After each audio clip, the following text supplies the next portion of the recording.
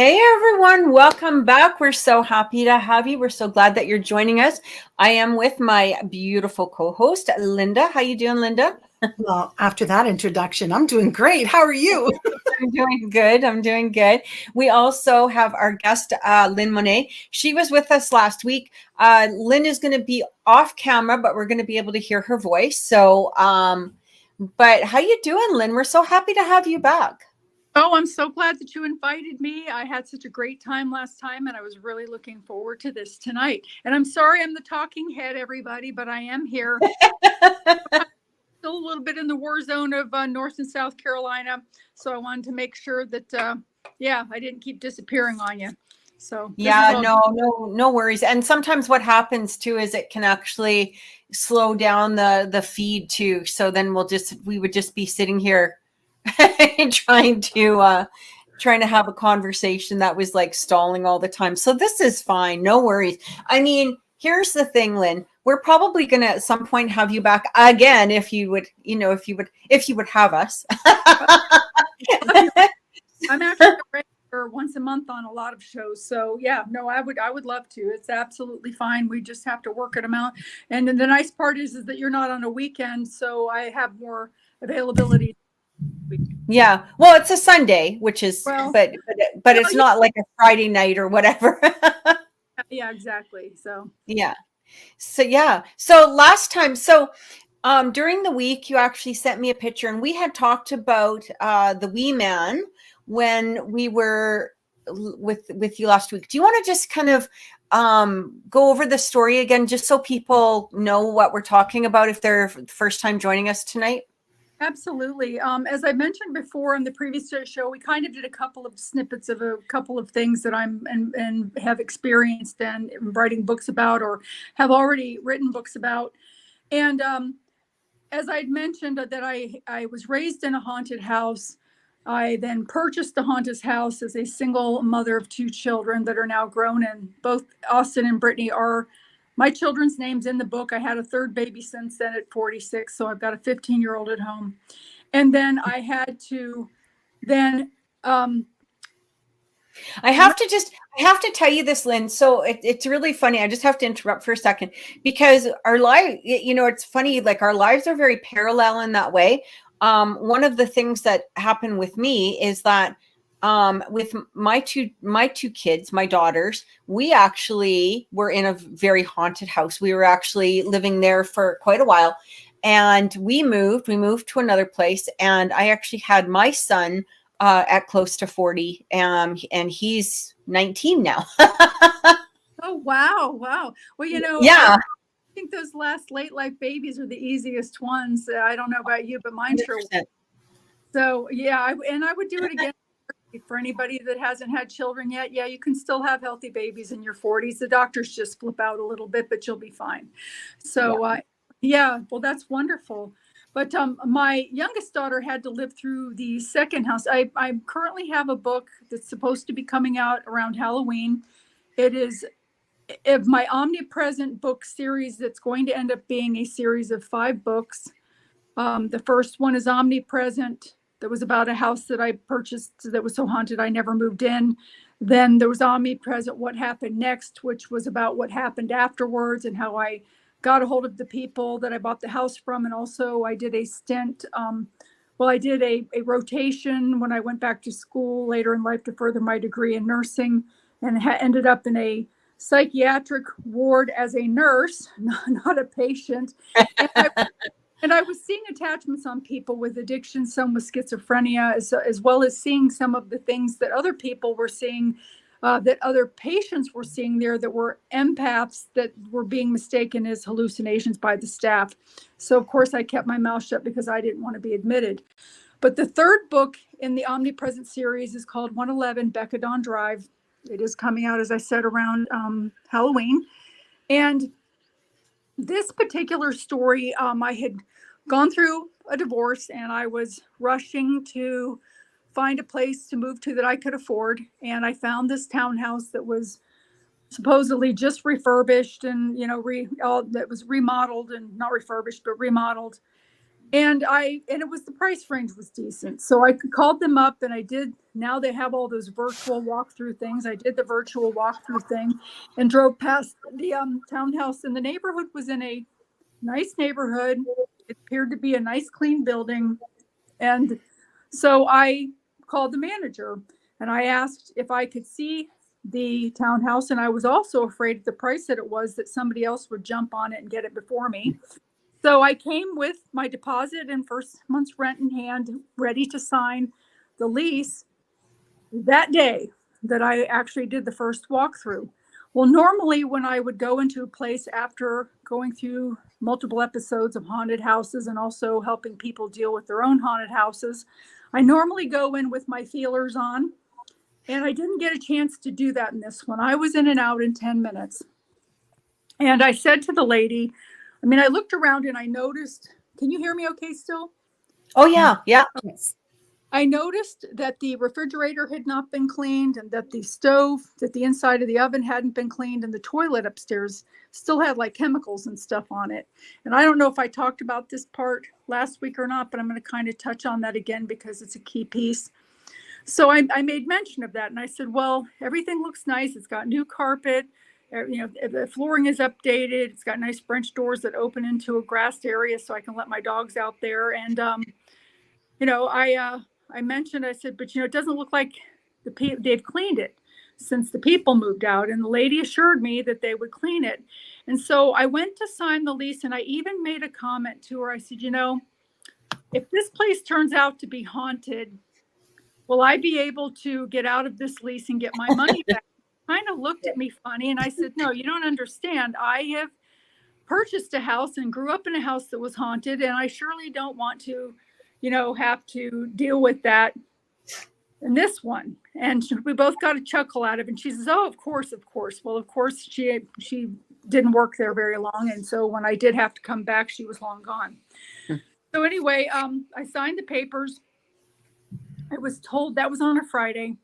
I was told to come to the office that Monday and get the keys, that they would call me in the morning to let me know. I had already sent my application in and I knew I was already approved, but they would give me the keys, and that would give them the weekend to have the maid come and finish cleaning up the townhouse.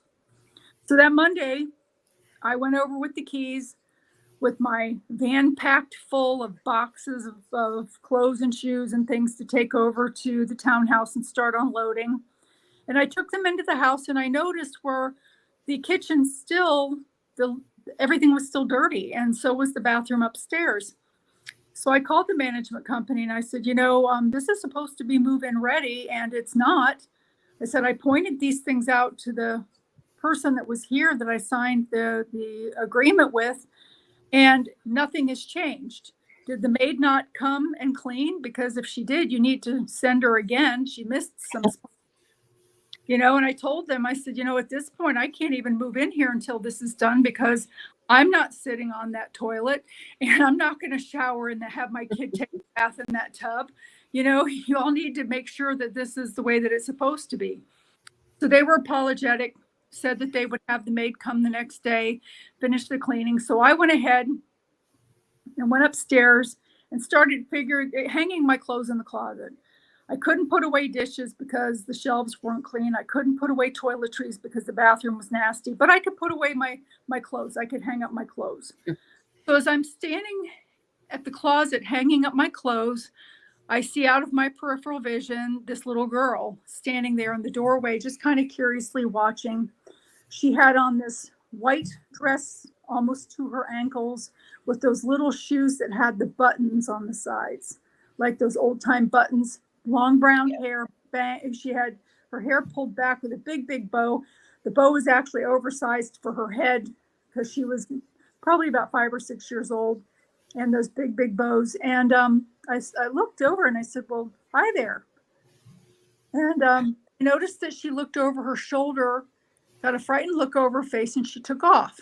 And I thought, oh, okay, well, we've got a ghost in the house, but, a little girl shouldn't be a problem. I can take care of that. It's not a big deal.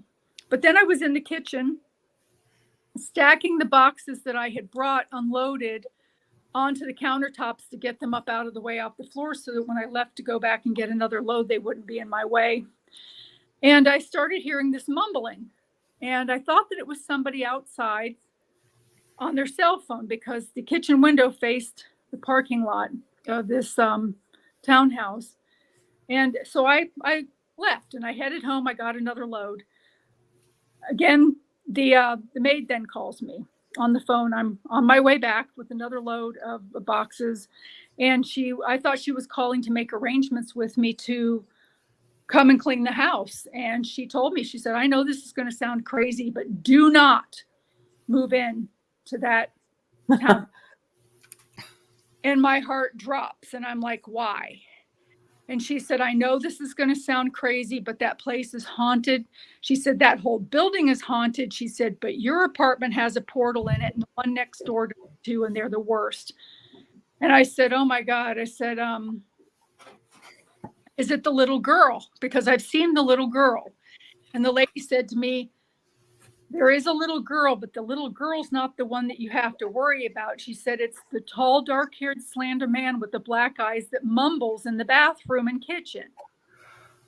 And I'm like, oh my God, I heard him mumbling, but I assumed, that it was coming from the parking lot. And I said to her, are you sure?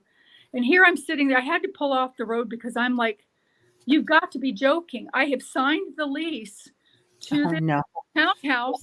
I've got 10 days to exit and clean the place that I'm leaving, and I have nowhere else to go. There's no way for me to buy more time to find another place, and I've already started moving into this one. So I couldn't believe it. So I figured, I'll have to try to clear the house and see what I can do with it. I'll call on some people that I know to help me. And the lady said to me, she said, is there any way, that you could get someone else to come and clean the house and I will pay for it? So I called the maid service. I had another cleaning lady come, and sure enough, that maid came and left. She came and left me with the money. She met me outside of my townhouse, just like she said she would, to pay the lady that I actually had clean. And I asked her, I said, well, I think that we've cleared the house because we did a little blessing on it. And I said, do you want to come in and see? And she walks in and she says, nope. She says, that's there. And you could literally see the energetic wavering in that corner during certain times. So I took a head of Mother Mary holding Jesus and stuck it in that corner and figured, I'd at least try to do something to put something positive, religious wise, to kind of block that there. But it just so happened that then the house was cleaned. We ended up having to move in. And I would lay in bed at night, and all of a sudden I would hear this hard tapping on my nightstand next to my head.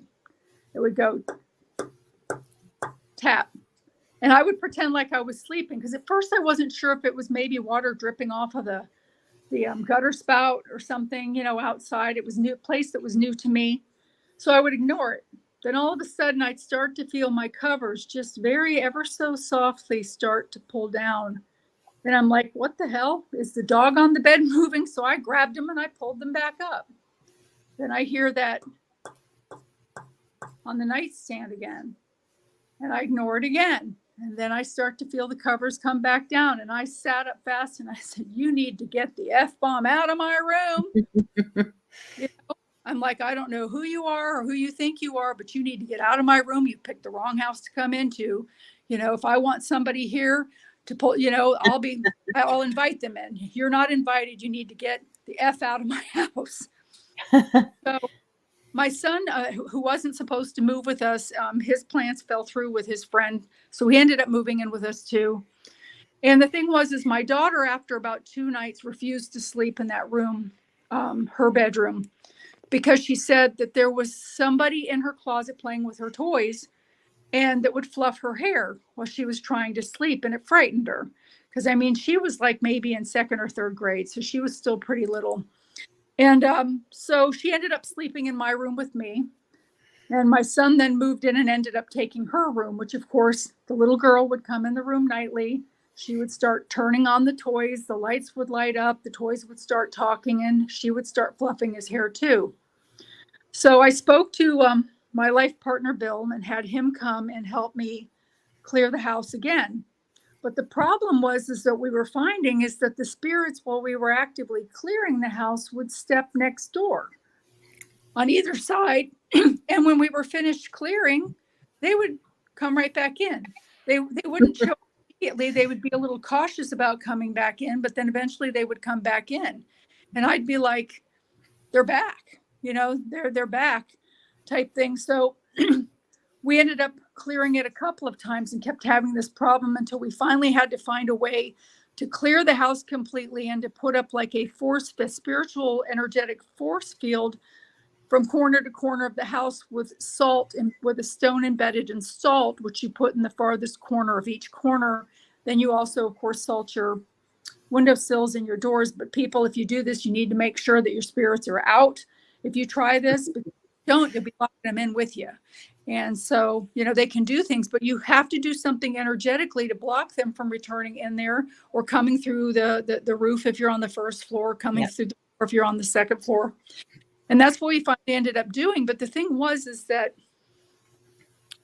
I was out in the backyard one night and it was like 1-2 o'clock in the morning. And this lady's out there on her phone. And the way that our houses were set up is that they had patios that 2 townhouses shared.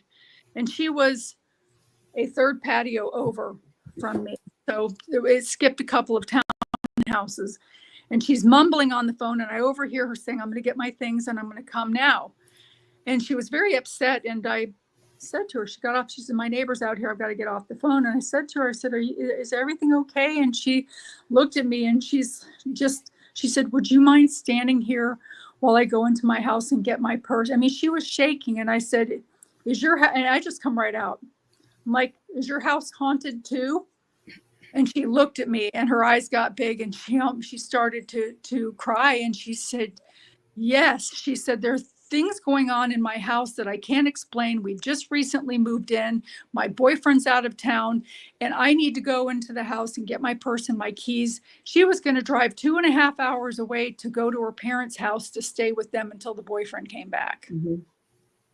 And so I agreed. I went in with her and I stood there while she got her purse and her keys. And I mean, she couldn't get out of there fast enough. And then I went back into mine and I kind of spoke to her briefly and told her, I said, well, if you need any, I have, dragon's blood to bless your house with and certain things that you might be able to use to neutralize some of the negativity or kind of ward off, some of the things to not have them bother you. And lo and behold, when her boyfriend got back, about 3 weeks later, he literally comes knocking on my door and there she stands behind him wrapped in a towel with shampoo in her head. You've got to come. He's back, type thing. And so these kinds of things continued to happen. The word got out. I was talking to the people that lived in the very first one that wasn't connected to anything except for on one side. And they were walking through the backyards looking for their cat. They had a cat that was an indoor cat. The cat got out. So they were leaving food out for it and calling for it. And I stepped out and they're like, have you seen, this cat? They showed me a picture of it. And I'm like, no. And I'm like, what is the deal with these apartment buildings that people, everybody that I've talked to, they're either breaking their lease and moving out or they're new people that have just moved in that aren't happy. I said, what's going on with this place? And the lady said, I don't know. Sorry. I'm sorry, go ahead. Oh, no. Sorry. That was just me. Yeah. Sorry. Yeah. So she said, I don't know, but since we've lived here for a year, she says it has literally changed management companies 6 times. She says, this is the 6th management company that we've had. And that one was currently changing. I mean, literally within my speaking to her, changed again to somebody else a week later. So it just kept handing over. And I said to her, I said, okay, well, things are happening in my house. And the 2 girls, one looked at the other and she said, see, I told you. She said, I told you. And I started to talk about what was happening. And again, to her friend, she said, see, I told you. I told you that the place was haunted. Then they started to tell me about how when they crawled underneath the building to look to see if maybe their cat had gotten under there, that there were hundreds of dead cat carcasses underneath the building. Oh, God. Yes. So I'm like, you've got to be joking. I said, well, that explains the smell that comes up through the heating vents. You know, not so much the air conditioning, but when it heats up and it gets warm, you know, it's kind of stinks like dead body. Like that smell that if you've ever been outside and there's been a dead baby bird or mouse or something on the ground and it has that sweet, stinky smell. It's that rotting smell of dead body. And I said, you know, I thought maybe there was a dead mouse in the air conditioning vent or the heating vent or something, because I kept smelling that smell, you know, coming up through the floor. So we started talking, and the one girl was telling me, she says, yeah, she says, I sometimes go down and sleep in the living room because whatever it is, it messes with my curtains. It taps on my nightstand. I said, yep, I've heard that too, type thing. And they were actually 1 month to moving out. They were finishing up their last month there. And after they decided not to renew their lease, they wanted to get out. So the thing is that also while I was living there, the people if you were to stand facing the door, the people on the right side of me had church service in their townhouse, and the walls were so paper thin that you could hear every word they said when they walked in their front door. And when the church meeting would get going and they were singing gospel and literally stuff was falling off of the walls, I thought, well, this is great. You know, I can't imagine these spirits, you know, wanting to hang out, you know, to hear all of that sort of thing. So I kind of felt comforted by that, you know. So, but then I ended up meeting with them outside, and I mentioned to the lady, I said, you know, what is the deal with this place? I said, is there so much management turning over? Why are so many people leaving and turning over? And she said, I don't know. She said, but I know that somebody hit our trailer out here. They did nothing about it. We've been calling. We've had standing water in our bathtub for almost 2 weeks and can't use the bathtub or shower. She said for them to come and fix it. And so there were all of these issues and problems, and the companies just kept handing one off to the other. And so as time went on, there were 10 townhouses that were side by side. And I overhear this one lady. I'm outside, I'm in the front. And I had some weird things happening too at that time. I had some kind of a weirdo that was, I guess, had a thing to get even with me because I was having bowel movement smeared underneath my car handles. So when I'd open it, I'd get poop in my fingers, and somebody had taken urine and dumped it. I mean, literally dumped it all over my parking spaces, where I had 2 parking spaces that when you pulled in them, whether you got out of the back seats on either side or the front seats or on either side, you couldn't help but walk in it. And I don't know if they thought that I was somebody else and they were thinking, you know, they were getting even with somebody else that lived in the apartment. But it turned out to be this disgruntled lady, which is another story in itself, but we won't go there. But anyway, all of that, I mean, I was having pig's feet left on my doorsteps, and I mean, just weird voodoo stuff that was being done at that house.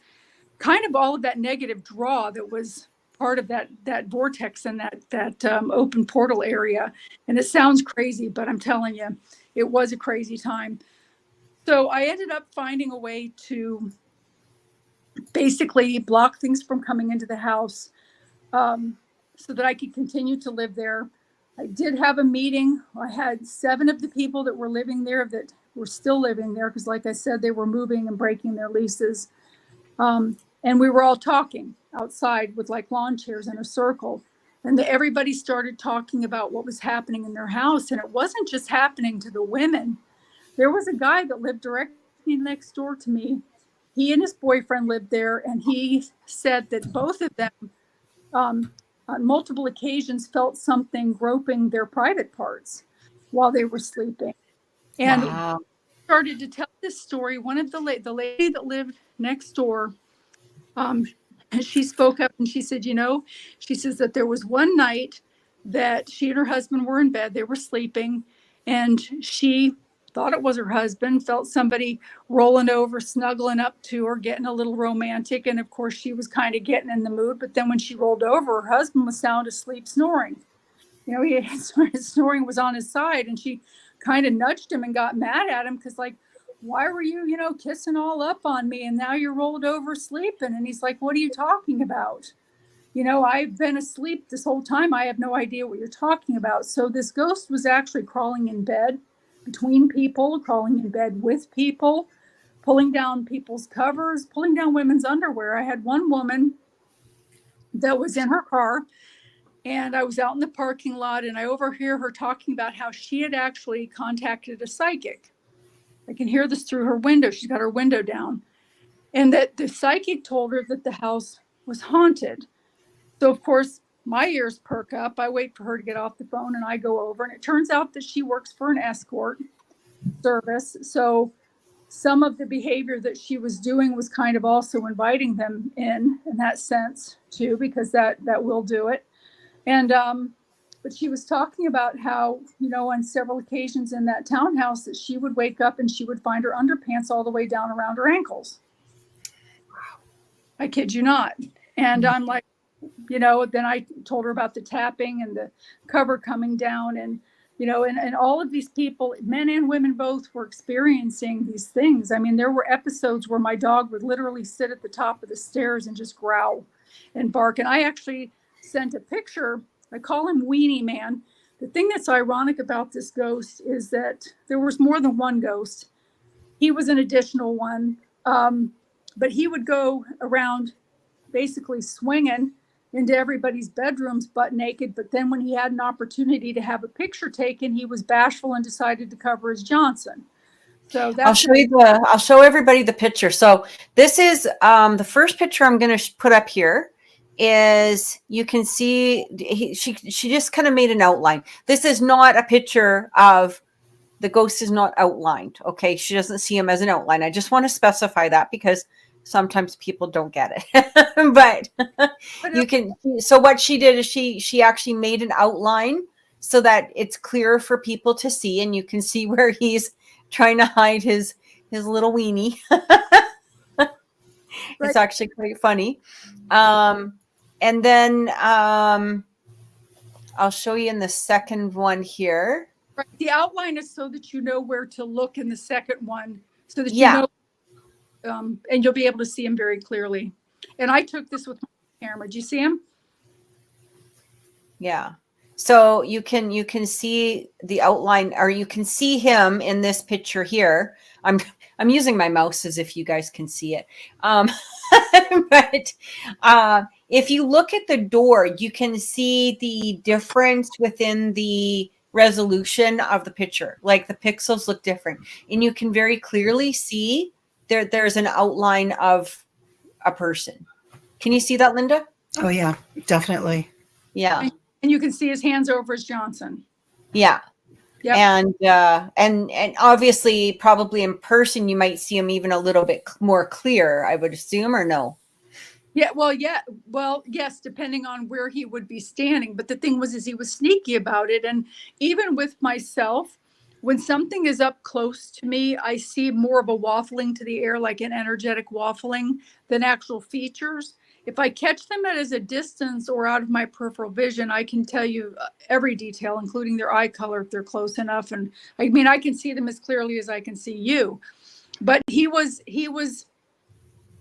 a little bit more evasive than that. I mean, he would come in the dark, in the pitch black, and he was sneaky about how he did it. And that's why he would tap on the side of the nightstand first in most of the cases, or people's windowsills, because he wanted to see how soundly they were sleeping, so that he could then continue to do his dastardly deeds. So that was the purpose of the tapping. I believe, that it was the tapping, because after he would tap, you could literally count to like 15, 1, 2, 3, 4, 5. And then all of a sudden, just ever so slightly, you'd start to feel your covers coming down to the point that you weren't sure until they were down about 1.5 inches. You know what I'm saying? And then you're like, wait a minute, it's not the dog. It's not my daughter moving in the bed. Something's, because at first you question it, like, well, did something fall off the bed and make it move, or pull it down, or, did the cat walk across? You question it, things. But then when you finally realize that something's actually pulling them down, and you pull them back up, and then and then he's not done. then he starts the tapping thing again to see if you've fallen back to sleep so that he can. It's like, wake up. Are you awake? You awake? You there? And he didn't really want you awake because he wanted to be able to, to grope you and do whatever crawl on you or crawl in with you or whatever he wanted to do, which he did quite a few people in that townhouse. And the thing was, he was coming through that portal area, and the next door neighbor, too, he was saying, yeah, I was laying there taking a nap, and all of a sudden he said, I felt somebody come in and start groping my private parts. He said, and I thought, his boyfriend had come. He thought that his boyfriend had come in, and he opened his eyes and there was nobody there. And he said he jumped up and it freaked him out so bad, that he ran down the stairs because he didn't know, because it was so real. This guy's been doing it for so long, and he also knows how to feed off the energy type things in order to be able to do more physical acts. So a lot of times too, him doing this, the shock value that would happen when people would wake up and they'd be scared or run down the stairs, that negativity, that fear, creating that lush, that chocolate, I call lush chocolate for them because they love it. That's what they use to energize themselves and do more physical acts. And that's why it's so important when you're in the presence of something like that, that you fake it until you make it. And you don't let them know that you're scared. Yeah. That the thing that I have found out in all of my years of doing paranormal things is there's one very, very simple thing that people can use to deter and neutralize, whether it's alien, Bigfoot, ghost, you name it, Mothman, anybody. The more frightened you are, the more they come for you because they're feeding off of that. But the more that you stand your ground and you radiate love at them, and I'm not saying that you love them, you radiate love at them like sonar from your heart chakra. Even if you say out loud, love, love, love, love, love, love, love, love, love, it will shrivel them and disable them, and they end up darting out of the room like there's a bad stench. So, but it took me a long time to learn that, and learned it actually within the last 4 years after doing it the other way, of going in with fire pans, trying to clear people's houses of ghosts and having to deal with hell dogs and other level demons, of which I don't do demons that are above my pay grade anymore. I'll only do them for family because of the repercussions that I have to deal with after the months. So I usually avoid doing that. I can do it, but I don't like doing it. But even with that being said, I've had so many times where I then have gone in to clear people's houses, and there are things in people's houses. And when I've gone into the most negative areas and sat down on the bed, and I just sit there and say, love, love, love, love, love, love, love, love, love. And all of a sudden you see things just they look at each other and they dart out of the room, all on the way out. So it is, and so that's what I use. With most of that, I have a little bit of a lot of times people, they go in for entertainment with these ghosts and things like that, and these are not trained monkeys, people. A lot of these ghosts that are not malevolent, that are maybe lost, are the ones that are haunting your houses because, they've just forgotten their way. They have an intelligence about them. And a lot of times, to me, I find it offensive when people go in with Blinky ball and say, here, touch Blinky. And the spirit obliges and touches Blinky. And then you hear him say, oh, did you see that? Did you get that on film? Here, can you touch Blinky again? They touch Blinky again. And then, oh, did you see that? Oh, here, touch Blinky one more time. And then they wonder why the spirit's screaming for them to get out. Instead of approaching them and saying, thank you for letting us into your home. If you would please touch Blinky so that we can communicate with you and we can ask you questions and you can communicate with us through this. But understand that we will, even with the flashlight, that if you're going to turn it on to answer yes, or leave it on to answer no before we go to the next question. If you've answered yes, we'll need you to turn off the flashlight before the next question so that we can be clear. And thank you.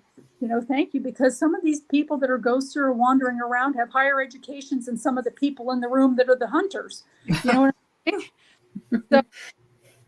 So, you've got to, and they're not trained monkeys. So people need to, I'm really, really glad to see where the paranormal is finally starting to take a shift in the sense where they are entering homes with more respect for the people's property and not going in, scratch me, come on. I think that for the most part, I think most teams, to be honest, like most of the teams that I've interacted with, which is, I was part of TAPS, I've been a part of the Warren Foundation, done thousands of investigations. So is Lynda. Lynda's been doing this for a long, long time. I don't feel like that's such a common thing, particularly so much anymore. The whole, screaming at them. There are some very inexperienced teams that do absolutely do that. But for the most part, I believe that, besides the TV shows, most teams, not all, not all, but most teams, treat the dead with respect, the same respect that they're, well, hopefully even better respect that they're, giving to the living. And it's mostly a theatrical thing now. There's a lot of inexperienced ones that, they watch, we know Mr. Bagans there. That think that this is the way to react to things. But I think most people with common sense know that this is just not cool. When you were talking about, being able to stand up for yourself, we've had a lot of parents, I know with our team, where the parents might feel like something is bothering their children in their room or whatever. And I said, well, why are you letting it? Well, we're scared of it. And I said, well, what would you do if a stranger went into your child's room? Would you just stand there and go, oh, okay, have fun, see ya, okay, bye? No, you're not going to do that. You're going to be like, get the fuck out of my kid's room. This is not acceptable. You are not welcome here. Get the hell out. And I actually had to do that with my son, and which is a whole nother story, but I had to do that with my son when he, with my son's room when he was 1.5, and because he was interacting with something that he called the guy back then. And he, like I said, he was only about 1.5 years, but I had to do that. I went into his room and, he was pointing in the corner, and I just went, get the hell out of my kid's room right now. And I watched as my kid watched this thing with his head. He watched, his head turned as he watched it walk out of his room. And it was the most bizarre thing, but that's what you have to do. But there's a difference. And I think that people need to know this, that there's a difference between threatening these things and standing up for yourself. And when you stand up for yourself and you say, no, you're not allowed to touch me, you're not allowed to do this, you're not allowed to be in my room, is different than, if you don't stop doing this, I'm going to blah, blah, blah, and I'm going to kick your butt. Like, what are you going to kick, buddy? Because this thing, it can do you some massive harm and you can't see it. So good luck with that. Yeah, right? I'm really, really glad that you brought that up too. And like I said, also, I agree with you. Times have changed, and now, people are starting to be more respectful, although there are, like you said, there are still those few. But I'm so glad that you brought up your son, because in the back of my first book, I talk about this thing with children.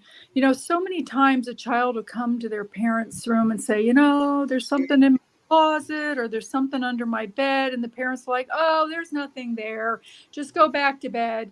Or they talk about the lady that's standing at the foot of their bed, and the parents will discard it and say, oh, well, that's probably just your guardian angel or your Aunt Lulu. Well, if it was their guardian angel or their Aunt Lulu, it wouldn't be standing at the foot of their bed shaking it, scaring the bejesus out of them in the middle of the night. So it's so important for parents, if their children do come to them consistently with more than once with a complaint of a spirit, showing, and usually it's the same complaint, oh, they're at the foot of my bed, or they're creaking the door in my closet, to ask the child, is it asking you to do anything that you know that you're not supposed to do and is Mm-hmm. making you uncomfortable and scared. And if the answer is yes to either or both of those, then it's not Aunt Lulu. And you have to help your child at an early age learn skills to protect themselves, because not only do we have things at large that we have to be careful of, but there is this constant spiritual realm that parallels our lifetimes, that overlaps into our realms, and children are even more sensitive to it because their filters are not fully in place, especially the younger ones. So it is important to let them know if something is scaring you, you have a special prayer that they can state out loud, or a song that they can sing that would may make the thing move away, or just flat out tell it, no, you're not allowed in my room and get out. Yeah. I'll go get my mom. You need to get out of my room right now. But the parent needs to come. I mean, so many times I've heard of people, the kids saying, Mom, there's a man standing in the kitchen. And the mom's so scared. She's like, no, there's nothing there. And she ushers the kid out, but yet the kid can plainly see it standing there. So just because you don't see it doesn't mean that it's not there. And it doesn't mean your kid has schizophrenia either. It might just mean that they're an empath. That's why I say, when you ask your child, if they come to you with something more than once, and it's the similar kind of thing, like the woman standing at the foot of their bed, it's not, oh, you've had a horse in your bed this last night, and you had an eagle in your car riding to school the next day, and then you had a man at the swing. I mean, all of these different things, and they're all talking to you at the same time. That's a little different. But if it's consistent, because a lot of these spirits, they have patterns of things that there are circles that they go through in their lifetimes, that they continue in their period of a spiritual time, where, like, if they used to go to an area of the house where they had a pump for water and a well with a bucket, you'll see them making that route over and standing there pumping like there's water there, even though it's a living room now. So they have these habits that they continue to do. So if the child does say that it is something that's happened more than once, then you need to believe your child and not discredit them and say, oh no, there's nothing there. A lot of times too, it could be a residual haunting that the child in that case is just seeing the visual image of, which a lot of people can't see, especially once they get to a certain place or a certain belief or a certain, place within their own mind or their own reality, that they're just not seeing these anymore. But a lot of these things, especially if they're not interacting, are going to be just a residual energy that the child might be seeing or very much hearing, especially if it's at the same time or same day or certain times throughout the week or whatever it is, right? But what were you going to say, Lynda? No, I'm saying you're right. That's exactly right. But it's also important to empower them during these times, to give them something to protect themselves, something to empower that they can say to defend themselves, so that they don't, become so afraid of it. That, so many people are so afraid of spirits. I know in the medical field, when elderly people are getting ready to pass and they start talking about loved ones that are in the room, the family gets creeped out because they've learned to be afraid of it. Also, if people are having issues with mental illness and they're seeing things or hearing voices and things, again, the medical field, they run with medication because they're hallucinating again, and maybe they're not. You know what I'm saying? Maybe they really are seeing something. And a lot of times even the medication doesn't take it away if they are seeing something, because it's not, a hallucination. Their parent might actually be standing there, or their husband, or somebody having tea with them at a table. Just other people can see it and other people can't. And a lot of times they choose not to see it out of fear because they're afraid of it. So True. But Lynn, I wanted to mention one thing. When Kathy was talking about the fact that, there are paranormal groups out there that do have a lot of integrity, that approach it with a lot of love and respect. There are clients that we paranormal teams have that, they don't want the ghosts to leave. They want some sort of evidence. And if you can get evidence for them, that's great and fine. But then once you leave and you explain to them, that someone in the home is probably a very sensitive person, or they're living in an area where, there are a lot of paranormal things that have occurred, that other people have experienced the same thing. So they're more likely to experience these things. They are not satisfied with that. They'll call multiple paranormal teams over. Yeah. And it's like they want to keep the ghosts and entities in their home as pets. And that's a problem, I think, that a lot of teams have, because we always say to each other, how do we stop this loop from happening? Mm-hmm. Wow. That that is so true. I've run across that myself. I make it very clear to people that, well, first of all, if you really want your house cleared and taken care of, you do need to have a clean house, because they're attracted to clutter. But that's just another sideline. But I agree with you on that. But I make it very clear to them, even if it is something that is not bothering them, on another level, it is bothering them, because it disturbs their sleep. They may not realize that they're not going fully into REM sleep. It will disturb their sleep. And when their sleep is disturbed long enough, then they go into other health issues that we all, depression, weight gain, all kinds of stuff like that then start a snowball effect, making the person even left, sick. And it's not, these souls are dead. It's one thing if your mother has crossed over and she comes back to visit you. That is a very warm, loving, wonderful visit. There's nothing being drained from you. But it's when a ghost has chosen not to cross over at the time of death, that they are still here in spirit without a body, that they have this negative pull, even though they don't mean to, that feeds off of your energy. And a lot of times is why you feel so tired, type thing. And people don't realize it. You're right. These are not pets. And no, it's not okay to leave them in your house. Really, they need to be sent on their way, crossed over if they want to, because a lot of them still don't want to be crossed over. Sometimes, depending, some of them are lost and they're grateful to be crossed over. But they need to understand that they can't stay there and feed off of you. Right. And also that they draw other things in. Them being there, they draw other things in that may not be so nice. So, they need to understand, that could very well happen. But I totally agree with you. I've also run across that. And I'm kind of like, and you've got kids in the house. It would be different if they were adults by themselves. But when you've got kids in the house too, man, I don't know, Yeah, it's hard. A lot of them, though, a lot of these spirits do come in as children, and they can be very,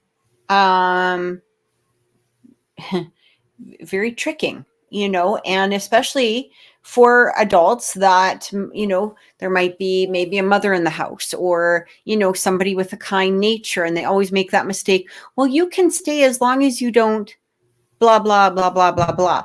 And so now they've just given permission to this thing to hang out and do whatever it wants, essentially, right? Without actually knowing what this is, but it's going to present itself as this child, or, and it's funny. And it's not a child. I've been doing this a long time, and I truly have not run across child ghosts. I know that some people have, and that I'm not saying that they're not out there, that they don't exist. But for me personally, any place that I've gone into that is involving a haunting has not been an actual child. And you can tell the difference very quickly. And it's the way that they react with you. And they'll see me come, and I see them, and we're like this. And you can see that look on their face. And they're like, okay, now what do I do? Because now they've got to figure out a different way, in order to interact, but more interact with me, not so much the homeowners. Right. Yeah. So it's an interesting dynamic. It is. And the gig is up when you make that. And that's why even in that townhouse with that little girl, I'm like, okay, it seems harmless. It's something that I can get out, but the whole thing turned into be something much more than that.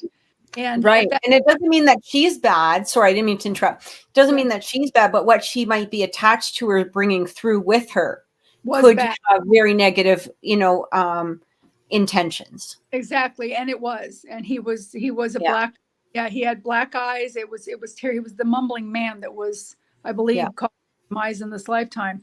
But the thing is no, I totally agree with you, on that a lot of times things will pose. And you know what I found recently is that a lot of times, even, I mean, and this is way off because I've got a book that I'm writing right now for the Omnipresent series called Gnome Place Like Home, where I found fae. Sometimes these fae, they walk around, they're under 3 feet tall, and they can be mistaken for ghosts, and they're not.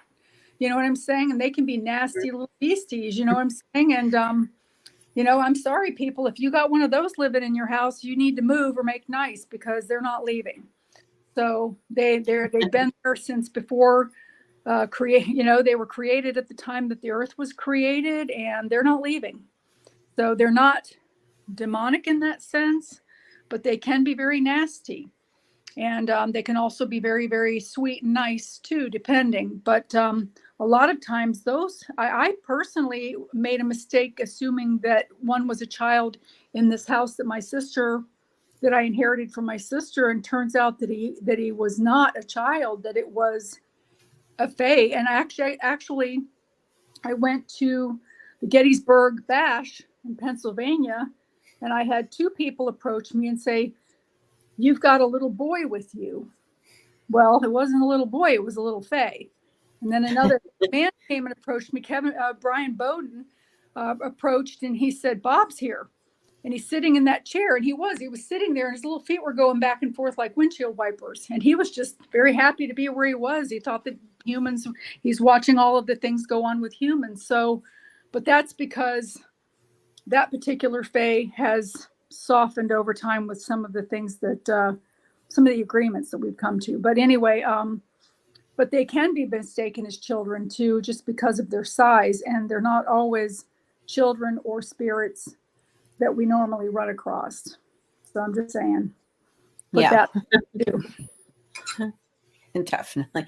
So if I just wanted, before we end the show, I just wanted to ask you, now I've put all of your links in the description box and everything, but is there a way for people to contact you? What's the best way? Or if they do want to talk to you,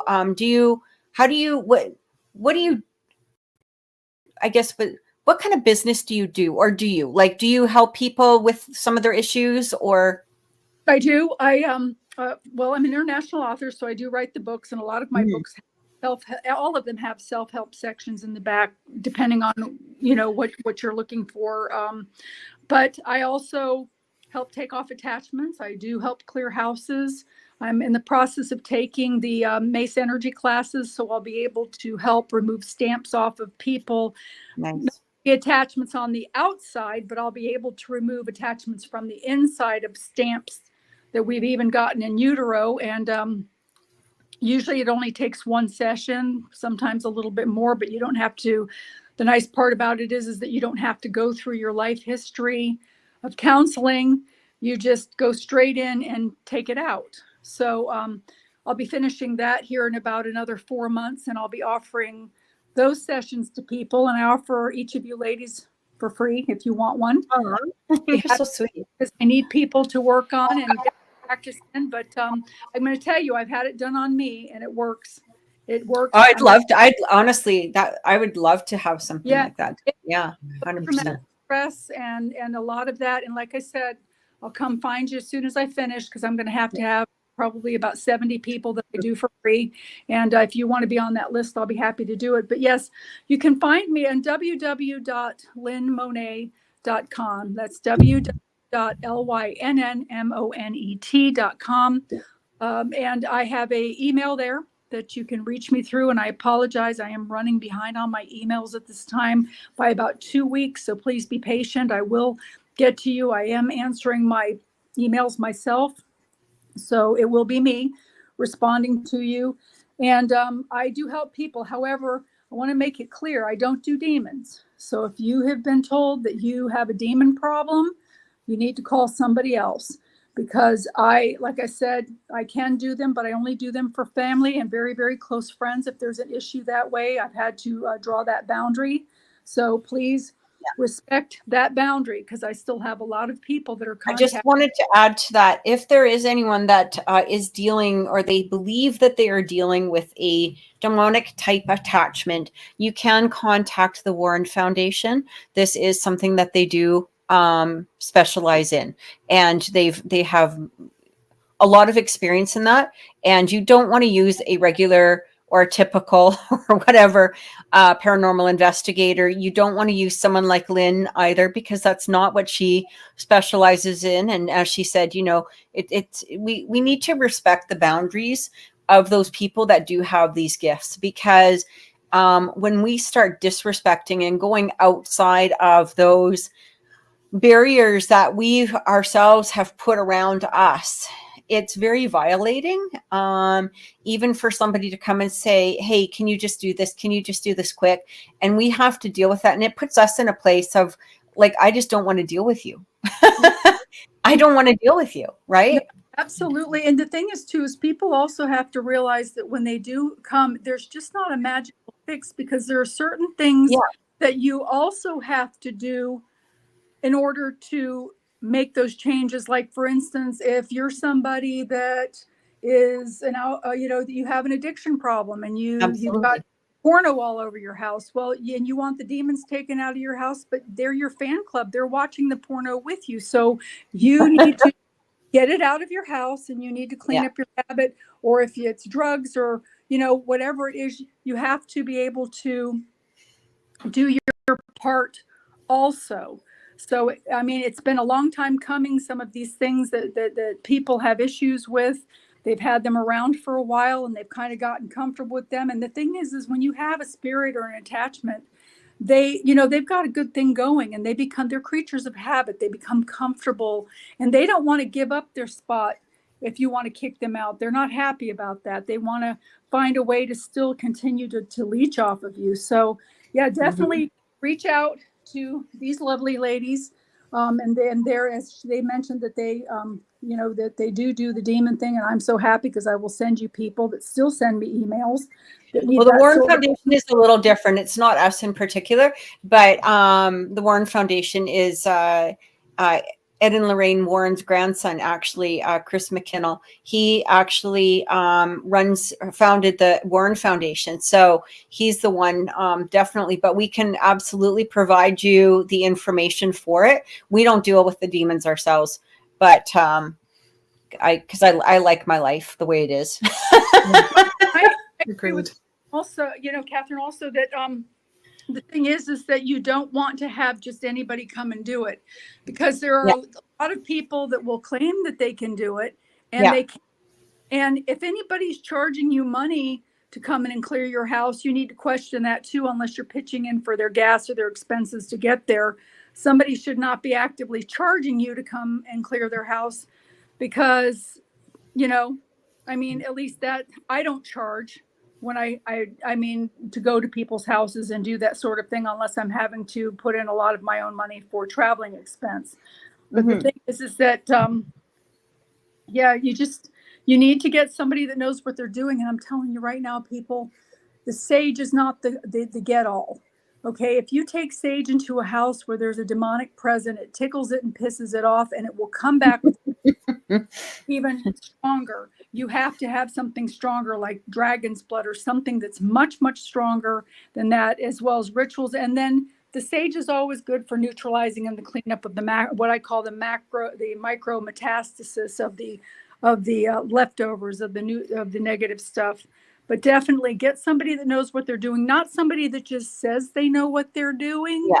But check them out. That's why I like the Warren Foundation, because Chris has been doing this for many, many, many years, and the people that he brings onto or into the foundation to help with this have experience. They're all over the world, which is wonderful, right? And work remotely in the whole bit. But I just wanted to say thanks so much for being here with us this week. This has been wonderful. Oh, well, thank you so much for having me. I'll be happy to come back. Maybe we can talk about a lighter note in heaven and angels as Christmas coming up. I'd love that. But definitely, do reach out.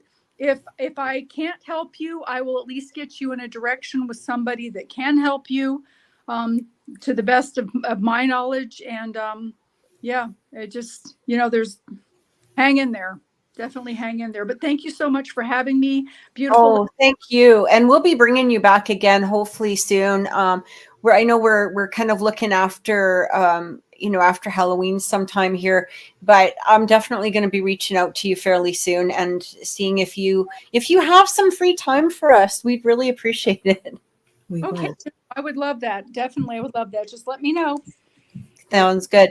Thank you, everybody, for watching. We truly appreciate it. Please make sure that you have clicked like and you are subscribing to the Paranormally Speaking show. If you're watching on the I Want to Believe channel, that channel is going to be closing pretty soon. So make sure all of our information is in the description box as well. So please make sure that you are coming on over. You're clicking like, clicking subscribe, go to our Facebook page, our Instagram page, all of that. And we are actually on Twitch now too. So I'm finally we're getting these things up and going. We're all excited, but thanks everybody. Take care and have an amazing, amazing night. And don't forget to hit the notification bell. Whoop. Exactly. Thank you. I appreciate it. Thank you.